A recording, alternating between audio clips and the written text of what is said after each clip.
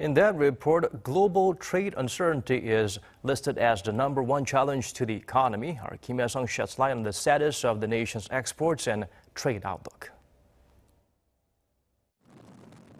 Last year, Korea's exports hit an all-time high of $573.9 billion, accounting for about 2/3 of its GDP, lifting the country's economic growth to 3.1%.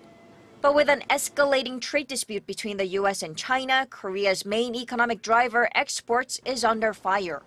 In the first half of this year, Korea shipped $297.5 billion worth of goods, increasing 6.6% on year. This is a solid number, but it is comprised of mostly semiconductors, which account for 1/5 of Korea's total exports. Without them, export growth between January and June this year would actually be a mere 0.1%.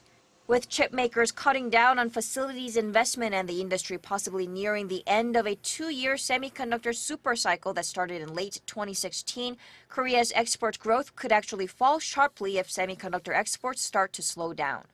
On top of that, Korea's steel exports have been restricted to a quota by the U.S. while also facing provisional safeguard measures by the EU, which were imposed last week in retaliation to the United States' 25% tariffs on steel and aluminum.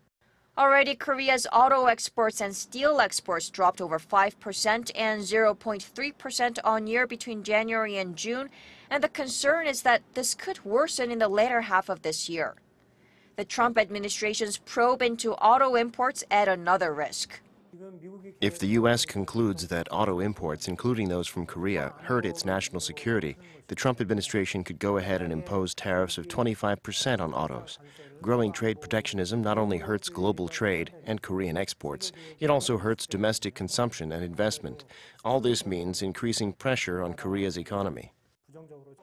The Korean government, led by the Trade and Finance Ministries, has been reaching out to other countries, advocating against trade protectionism and trying to persuade the U.S. to exempt Korea from auto tariffs. However, with the ongoing trade dispute between Washington and Beijing, and with the U.S. likely to go ahead with a second round of tariffs on China, Korea can't afford to let its guard down on its exports front and be on full alert. Kim Hyesung, Arirang News.